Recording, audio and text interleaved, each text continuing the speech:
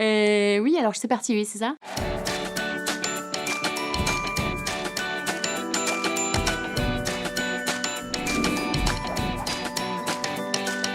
L'atelier, ça fait penser à un lieu de fabrication.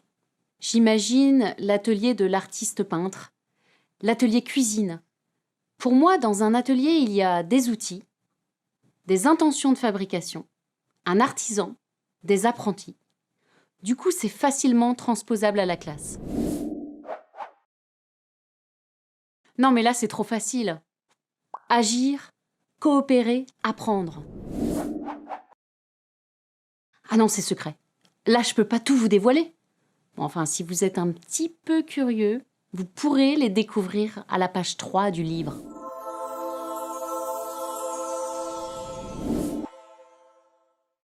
Des principes? Oh oui! Le plaisir d'apprendre avec des moments de détente, des jeux, des activités qui font sourire. La curiosité de la découverte, avec des contextes variés, des labs langue et culture, des expressions imagées, des extraits littéraires. Et puis un apprentissage collaboratif, avec des activités en groupe, des missions à réaliser ensemble.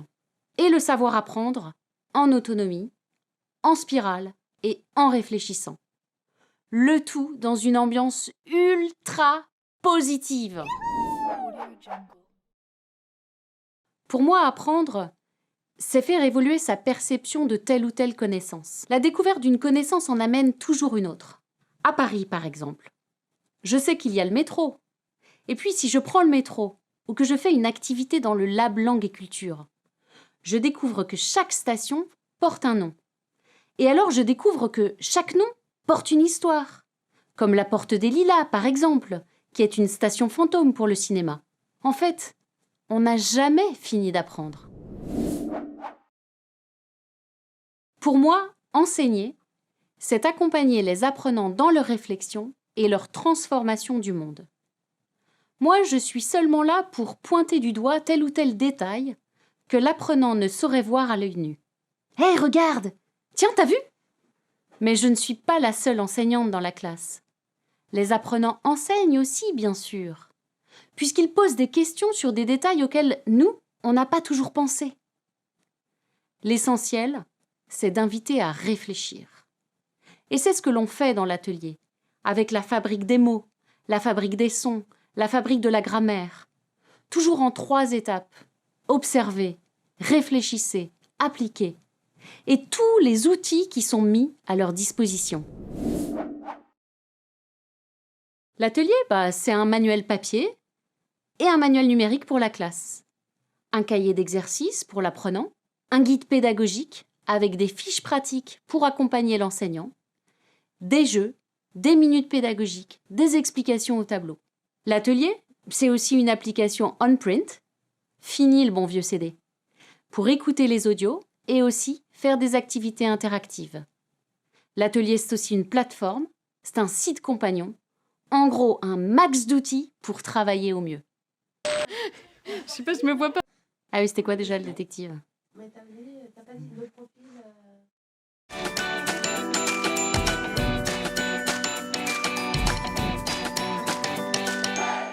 Voici le mode d'emploi pour comprendre le fonctionnement de la méthode.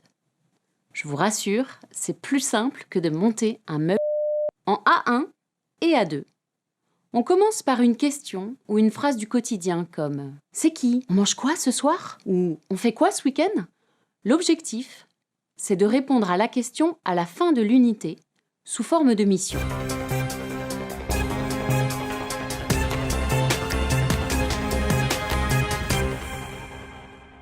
Pour y arriver, on a 3 situations de communication avec des objectifs précis. Identifier des objets, parler de ses goûts, sortir. Ce sont des situations du quotidien que les apprenants découvrent à travers des documents de compréhension orale et écrite, à l'intérieur desquels on découvre des éléments linguistiques, la grammaire, la phonétique et le lexique en contexte. L'objectif final de la situation est de pouvoir s'exprimer, à l'écrit ou à l'oral, au cours d'activités individuelles ou de groupe. J'agis, on coopère. Tu viens, on va coopérer. Dans l'atelier, on a conscience que les apprenants ont besoin de moments d'appropriation. Ça, c'est le rôle du cahier, qui suit parfaitement les situations du livre. Et puis surtout, on a besoin de moments de pause. Alors on va se détendre, imaginer ou jouer. Imaginez que vous êtes en vacances. Laissez-vous rêver. Tiens, c'est l'heure de la pause café. Vous êtes plutôt café noir ou café au lait? Moi, ce sera sans sucre. Bref, l'idée c'est de se dire, au bout de 40 minutes, les apprenants sont fatigués, on fait une pause et ça redémarre. Après les 3 situations, il y a 3 autres moments clés.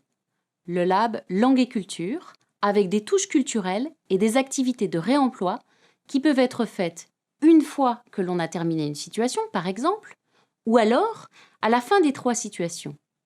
Et puis il y a 2 ateliers. Un atelier d'expression orale, un atelier d'expression écrite. Alors on peut décider de suivre la linéarité du manuel ou de changer de rythme.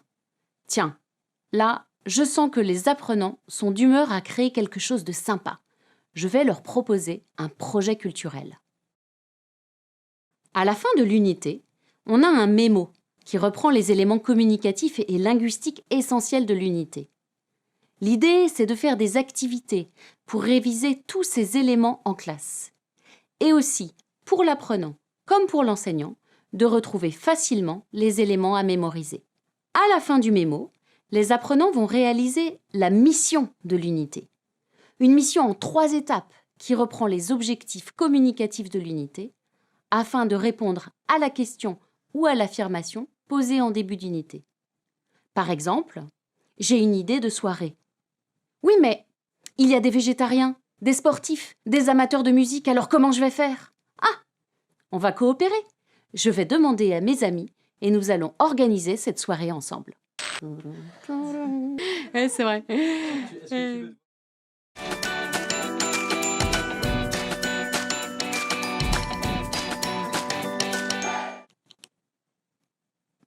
Vous êtes en train de vous demander ce que je suis en train de faire, non? Bah, je joue. Vous savez, le jeu, c'est une activité comme une autre, en fait. Et les apprenants ont plaisir à jouer. Puis moi aussi. Alors imaginons que dans l'atelier, on joue. On va fabriquer des mots. Ici, avec les cubes verts, des préfixes. Ici, les cubes rouges, des suffixes. Prenons un mot. Content. Mécontent. Content. Contentement. Mécontentement. Imaginons maintenant que les cubes jaunes soient des synonymes et les cubes bleus des antonymes ou des contraires. Content. Satisfait. Heureux. Ravi. Content. Satisfait, donc insatisfait. Heureux. Malheureux. Ravi, bon, là j'ai rien, c'est pas grave, je pense à triste. Dans l'atelier, on propose beaucoup de jeux ou d'astuces pour découvrir le lexique autrement que par le mot lui-même. Il y a toutes sortes d'encadrés en bleu. Bleu, c'est le code couleur du lexique pour tous les niveaux. Il y a par exemple les encadrés sur les préfixes, les suffixes, les emprunts, pour comprendre qu'il existe bien des moyens de fabriquer des mots. Il y a aussi la fabrique des mots en B1, dans laquelle on continue à travailler sur les mots de la même famille, les suffixes, les préfixes, les compléments de nom. Et en plus, on peut faire des activités complémentaires grâce à l'application OnPrint. Sans oublier les activités proposées sur le site compagnon, les outils de la classe à la fin du livre, qui permettent de synthétiser tous ces moyens. Il y a aussi des activités de repérage, des activités de complétion, de transformation, des mots croisés, des dessins incomplétés, des grilles de mots cachés, des jeux comme le jeu d'observation des aliments, le qui est-ce des professions, le jeu du c'est dans le sac, etc. Ce sont des activités de réemploi. Et puis, il y a nos pages mémo. ces pages qui aident à mémoriser le lexique. Dans l'atelier, on stimule les neurones. Il y en a pour tous les goûts. Pour nos apprenants auditifs, qui ont besoin d'entendre le mot pour bien le mémoriser. Pour nos apprenants visuels, qui ont besoin que les mots soient clairement écrits dans un encadré et qui mémorisent l'encadré. Et des petites activités ludiques pour nos apprenants qui mémorisent par l'action. Ensuite, on joue, on balance les dés. Et un petit jeu de cartes. Vous l'avez loupé. C'est dommage, c'est bête, mais bon, c'est comme ça.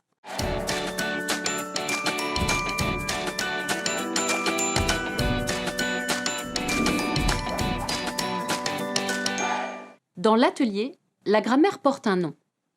Certains mots du métalangage sont essentiels dès le début, car ils seront répétés tout au long de l'apprentissage. Imaginons que vous arriviez dans une boulangerie et que vous disiez « Bonjour, j'aimerais un… » Je ne suis pas sûre que la boulangère vous donne un gâteau ou un croissant ou une baguette. Non, c'est la négation. Ne pas, c'est négatif.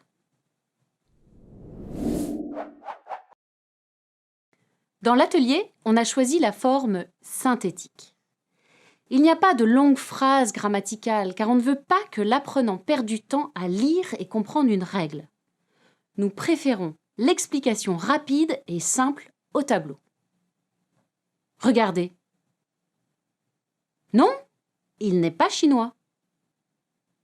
Regardez.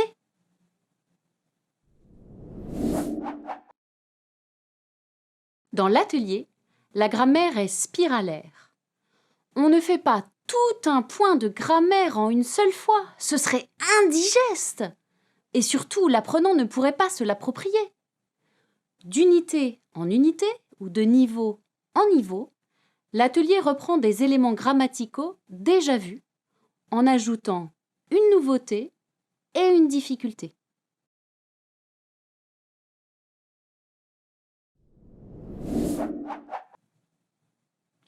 Dans l'atelier, l'application grammaticale est systématique. Les activités sont proposées dans le manuel, avec le point grammatical, dans le Lab Langue et Culture, dans la fabrique de la grammaire et dans le mémo. À chaque fois que vous voyez ce symbole, vous allez pouvoir flasher et faire plusieurs activités de grammaire interactives et autocorrectives complémentaires. Et bien sûr, dans le cahier, il y a des activités complémentaires et un bilan linguistique pour que l'apprenant puisse poursuivre son apprentissage en toute autonomie. Sans oublier les encadrés de grammaire dans les mémos et les outils de la classe à la fin du manuel qui reprennent de façon schématique l'essentiel des points de grammaire. Ils sont accompagnés d'activités complémentaires pour s'exercer de nouveau. Et puis les jeux de grammaire proposés à chaque niveau. Les dominos des verbes au passé composé en A1. Les petits mensonges entre amis ou le jeu du compte en A2 pour utiliser le passé composé et l'imparfait. Ou encore les combinaisons relatives en B1 pour pratiquer les pronoms relatifs composés. Bon, alors, on fait quoi? Donc,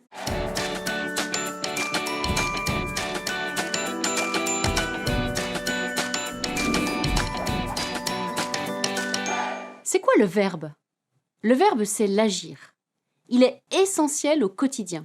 Sans lui, on ne fait rien. Pas étonnant que tous les objectifs de communication ou actes de parole commencent par un verbe. Dans l'atelier, on fait plein de choses avec le verbe. Premièrement, on utilise le verbe comme objectif pour chaque situation. Aujourd'hui, on va exprimer une émotion, raconter une expérience, utiliser les réseaux sociaux. D'abord, il faut commencer par répertorier les verbes et bien les choisir. Est-ce que c'est se connecter, créer un compte, commenter, liker, télécharger? Ça, c'est lexical. Et puis ensuite, on apprend à conjuguer le verbe. Il y a les encadrés de conjugaison au cœur des pages du manuel. Les activités pour pratiquer la conjugaison, comme les dominos du passé composé. Les activités pour s'entraîner à la maison, comme celle du cahier. Les outils de classe pour mémoriser. Et les activités de réemploi, puisque dans les productions comme J'agis ou On coopère, On réemploie les temps pour conjuguer. Ça, c'est grammatical. Le problème, c'est que souvent les apprenants pensent qu'une fois qu'ils ont choisi le bon verbe et le bon temps, tout est bon. Eh ben non! Comment se fabrique le verbe alors? Il faudrait leur fournir un microscope pour qu'ils regardent le verbe de l'intérieur. C'est ce qu'on a voulu faire en A2 avec la fabrique des verbes dans les Lab Langue et Culture. En regardant le verbe, on se rend compte qu'il n'est pas tout seul. Il est suivi d'un complément qui change son sens. Faire la vaisselle, faire le ménage, faire ses devoirs, c'est pas du tout comme faire la fête. Il est suivi d'une préposition, comme à, de, chez. Et cette préposition, non seulement elle fait changer la grammaire, je te parle, j'en parle, mais en plus elle fait changer le sens. Penser à un éléphant, c'est pas comme penser de mon éléphant qu'il a de grandes oreilles. Alors il y a tout un travail à mettre en place. Et il ne faut pas attendre le niveau B2 pour le faire. B2, B2. Mais déjà en A2, on regarde comment il se fabrique. En B1, on fait observer, réfléchir aux nuances de sens, histoire de trouver des synonymes, des antonymes, des mots de la même famille, de la nominalisation. Et puis en B2, on pourra jouer à remplacer les verbes passe-partout. Parce que avoir un sentiment, c'est bien éprouver. Mais avoir une voiture, c'est plutôt posséder, non? C'est quoi après Ah oui, les yeux, juste les yeux sans jet. Ah, c'est top! Ah, j'adore!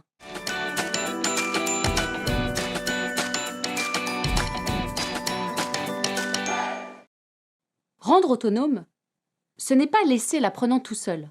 Tiens, vas-y, tu fais l'activité 1, allez, bonne journée. Mais non! C'est lui proposer des pistes de travail pour l'accompagner dans la compréhension d'un document, d'un fait culturel ou d'un point de langue. C'est aussi l'inviter à s'intéresser à des détails qu'il n'aurait pas vus tout seul. Pour qu'il y pense, bien sûr, une prochaine fois, quand il sera tout seul devant son cahier. Qui est l'auteur? Quelle est la couleur primaire de la couverture? Rendre autonome, ce n'est pas juste donner des stratégies, c'est encourager à les mettre en œuvre. Vas-y! Mais oui, tu vas y arriver! J'apprends. J'utilise des stratégies. Avant de lire, je regarde toujours les informations suivantes. Auteur, date, source. J'applique les stratégies.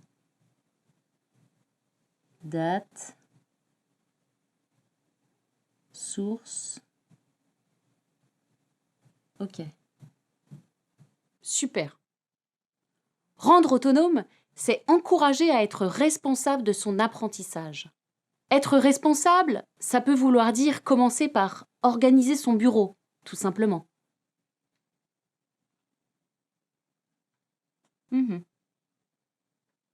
Rendre autonome, c'est inviter à se poser des questions pour avancer. Pour la démarche réflexive en grammaire, par exemple. Mémoriser, observer. Je vais à Paris. À pied. En avion. Répondez. Et toi, tu y vas comment?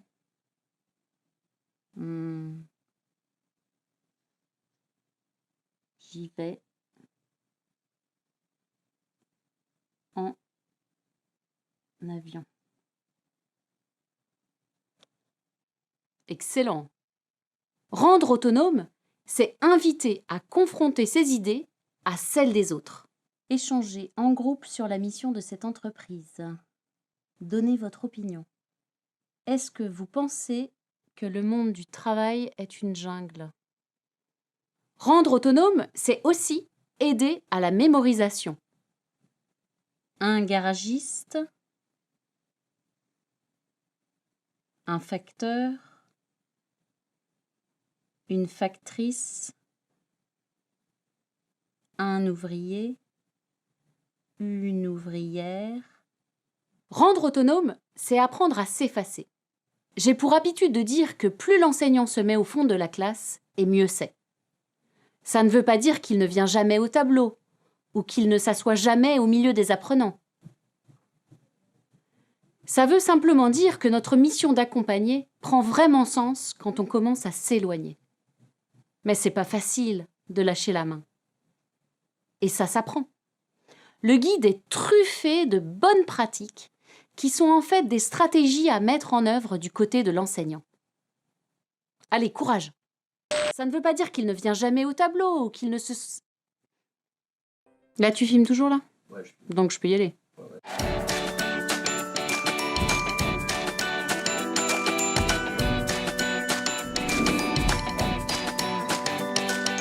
La médiation, qu'est-ce que c'est? C'est faire le lien entre deux éléments. C'est comme si on avait un pont qui permettait d'aller d'une rive à l'autre. Et vous diriez quoi sur la médiation? CECR, CECR. Alors aujourd'hui, nous allons plancher sur le CECR. Vous avez 3 minutes. Médiation et CECR, mais oui, bien sûr. Là, on parle du volume complémentaire sorti en février 2018, page 106. La médiation comme le fait de créer des passerelles, des outils et de transmettre du sens. La médiation de texte. Déjà, ça veut dire partir d'un texte, que ce soit un texte littéraire, un texte que l'on va trouver dans des brochures de magazines, un texte long et complexe comme un article, ou encore un texte dit, donc un discours. L'idée générale, c'est de pouvoir transmettre à l'oral, sous forme de prise de notes, en un résumé, des informations à une autre personne qui partage ou non la même langue. D'ailleurs, parfois on sera amené à traduire des textes, mais aussi des mots pour que l'autre comprenne. L'objectif, c'est faciliter la compréhension du texte pour l'autre et créer du sens. On peut aussi traduire en reformulant. Un nid, par exemple, c'est la maison de l'oiseau. On peut avoir une transmission d'informations neutres, mais aussi une transmission d'appréciation. C'est moi, c'est mon ressenti, c'est mon interprétation d'un texte. Et ça, j'ai envie de le partager, pour en discuter. En B1, il y a une page dédiée à un extrait littéraire. Cette page s'appelle « L'extrait ». C'est l'occasion de demander aux apprenants ce qu'ils ressentent à la lecture de l'extrait, comment ils voient le personnage, ce qu'ils pensent du texte en lui-même, des émotions qu'il dégage. Ce travail, on peut facilement le commencer en A1. D'ailleurs, c'est proposé dans le guide, avec l'extrait « L'Observatoire » d'Amélie Charcosset dans le recueil de nouvelles du Monde de la collection Mondes en VF aux éditions Didier. Médiation de concept. C'est quand même une drôle de formulation qui n'est pas du tout transparente. On ne se lève pas le matin en se disant « Tiens, aujourd'hui je vais faire de la médiation de concept ». Non. En fait, il y a 2 éléments. Le premier consiste à faciliter des conditions de travail en groupe. Le deuxième, à aider à développer et à élaborer des idées. Si je vous dis « Aujourd'hui, on va parler de médiation », vous imaginez vos têtes? Non, pas possible. C'est un petit peu comme si je vous invitais à dîner sans avoir prévu d'apéritif. Ça met surtout pas dans l'ambiance. Alors l'idée, évidemment, c'est pas de prévoir des apéros en classe, mais plutôt de commencer par inviter les apprenants à se mettre en groupe. Dans l'atelier, on travaille beaucoup en groupe. Et puis on va élaborer une tâche commune. Ça peut être un projet, une mission. Et puis petit à petit, que chaque apprenant prenne un rôle dans ce groupe. Évidemment, on peut leur en attribuer, mais si ça vient d'eux, c'est toujours gagnant. Il y a celui qui va observer, celui qui aide à reformuler la consigne, celui qui va prendre des notes, celui qui va poser des questions, etc. Alors on peut les laisser faire, Et peut-être que la médiation agira toute seule. Ou bien on peut encourager, dans la consigne que l'on va donner au départ. Dans les missions proposées au sein de l'atelier, il y a toujours une personne qui s'assure que tout le monde a compris. Une personne qui pose des questions pour faire avancer la discussion. Une personne qui organise le travail. Une personne qui demande aux autres de préciser leur explication. L'objectif, c'est de comprendre un mot et de développer ce mot. Le fait de travailler en groupe permet d'avoir plus d'idées à la fin. Mon idée, ton idée, son idée et son idée, ça fait déjà 4 idées. Et c'est tellement enrichissant au niveau de la pensée et de la culture. La médiation de communication, c'est le fait de servir d'intermédiaire dans une conversation, que celle-ci soit formelle ou non, délicate ou non. La communication peut être verbale ou non verbale. Un apprenant qui rentre en classe sans dire bonjour ni sourire, moi je vais lui dire bonjour avec un sourire aussi large que possible. Peut-être que je le referai plusieurs jours si c'est nécessaire. Il va finir par comprendre ce que j'attends de lui. Et ça me permet d'établir un espace culturel ou pluriculturel agréable dans la classe. Et ça se vit dès le A1. C'est ce que nous avons fait dans l'unité 0 de l'atelier A1. Imaginons un apprenant qui parle en classe et que personne ne comprenne. On va lui demander de répéter, de reformuler, d'expliquer. Cette culture de classe que l'on crée, en tant qu'enseignant, elle est aussi créée par les apprenants. Ça peut même passer par la création d'un réseau social. L'objectif, c'est reconnaître l'autre comme étant différent, avec une vision du monde différente, avec des opinions différentes. On ne peut ne pas être d'accord. Il suffit juste de le reconnaître.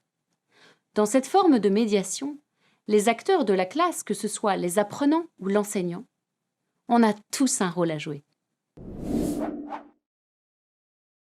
On peut par exemple inviter à souligner les différences. On peut inviter à mettre en avant des solutions possibles. On peut inviter à clarifier un point de vue. On peut montrer sa compréhension d'un point de vue différent. Oui, je te comprends. La médiation, une nouveauté? Non, mais pas du tout. Mais une prise de conscience ou peut-être une piqûre de rappel. La médiation dans la relation pédagogique n'a rien de nouveau. Mais ça fait du bien de l'expliciter, d'en prendre conscience et de la verbaliser. Tout est question de posture. Dans une consigne de classe, je peux inviter à la même activité avec ou sans médiation. Par exemple, le groupe échange pour vous donner des conseils. Ou bien, le groupe échange pour vous donner des conseils, vous prenez des notes pour la prochaine fois. Ou encore, le groupe échange pour vous donner des conseils, vous prenez des notes pour la prochaine fois et vous remerciez le groupe. Tout est question de posture. Bon, et on se revoit bientôt, hein? Je pense, donc je suis...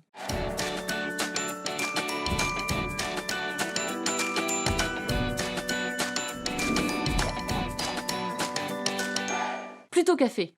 C'est du 1, ça, non? Enfin là, j'exprime pas tout à fait l'opinion. En même temps, j'exprime mes goûts, et donc déjà ce que j'aime, ou j'aime pas. Alors, c'est pas un peu de l'opinion, ça, déjà? Oh, plutôt vrai. C'est du 1 aussi, ça, non? Enfin là, j'exprime pas tout à fait l'opinion. Sauf si vous me demandez de me justifier. Moi, je suis assez d'accord. Enfin, surtout d'accord avec ce que je raconte. Et c'est vrai que ça, on l'a fait dans l'unité 8 en 1. Et à mon avis, tiens, ça aussi on l'a vu dans l'unité. C'est très utile. Du coup, après, on peut continuer à donner son opinion en A2 par exemple. Et puis, l'ajouter à l'appréciation pour apprendre à développer un petit peu son point de vue. À plusieurs, c'est évident. On peut commencer par avoir sa propre opinion. Au début, on ne sait pas trop comment la formuler, mais il suffit d'un encadré pour nous aider. Et puis après, ce qui est intéressant, c'est de la partager en groupe, de confronter ses idées à celles des autres, d'apprendre à les articuler, à les différencier, à les illustrer par des exemples pertinents, et puis d'en faire une belle culture de classe. À l'oral pour commencer, et aussi rapidement à l'écrit. Dans chaque unité du cahier B1, il y a justement des pages de fabrique du texte pour s'entraîner à écrire son opinion. Et dans le B2, on a carrément une grosse fabrique de l'opinion. Parce que donner son point de vue, en fait, c'est quelque chose que l'on fait tout le temps, au quotidien. Alors il faut bien s'entraîner. Mais pour l'atelier, bien sûr. Enfin, là, rassurez-moi, c'était pas une question.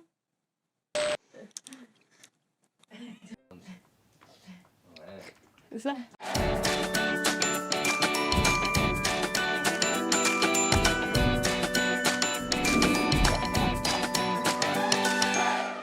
Ah là là, si seulement on avait tous une mémoire d'éléphant. Sauf que nous ne sommes pas des éléphants. Alors il va falloir apprendre à mémoriser. Parce que ça s'apprend. Ben bien sûr, il y a des stratégies pour mémoriser. Écouter le mot. Écrire le mot. Plusieurs fois. Répéter un mot à voix haute. Utiliser la technique du « je lis, je cache, je teste, je vérifie ». Utiliser les mots dans des phrases. Créer un exercice à trous et intégrer les mots nouveaux. Mimer les mots. Mettre les mots en musique. Faire des acronymes.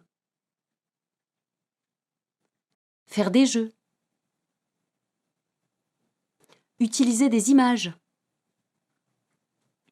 Créer une carte mentale. Associer des mots à des synonymes, à des antonymes, à des mots de la même famille. Le plus difficile, finalement, c'est pas tellement de mémoriser, c'est surtout d'entretenir. C'est le principe de la spirale de l'atelier. On a déjà vu ce mot avant, on y revient. Sans doute dans un autre contexte, mais on y revient. D'ailleurs, avez-vous mémorisé que la grammaire dans l'atelier était elle aussi spiralaire? C'est un peu comme un boomerang, elle revient d'une unité à une autre, d'un niveau à un autre. Et pour être sûr que l'apprenant mémorise, la règle de grammaire est posée de façon synthétique, c'est-à-dire pas totalement rédigée, mais plutôt schématisée dans le mémo. En B1, on essaie même, à travers des questions, de vérifier que l'on a bien mémorisé ce que l'on a fait dans la fabrique de grammaire. Et puis dans le cahier, on propose à l'apprenant de compléter le schéma de grammaire pour encore mieux le mémoriser. Bon, vous avez tout mémorisé? Ou bien vous n'avez fait que retenir ce bruit répété de l'éléphant? Avouez que ça vous a un peu agacé, hein? Mais qu'à force de l'entendre, vous vous en souvenez, non? Ah, de là à le reproduire, c'est une autre question. Non, je veux pas me voir, surtout pas... Donc, c'est vrai? Des trucs comme ça? Non.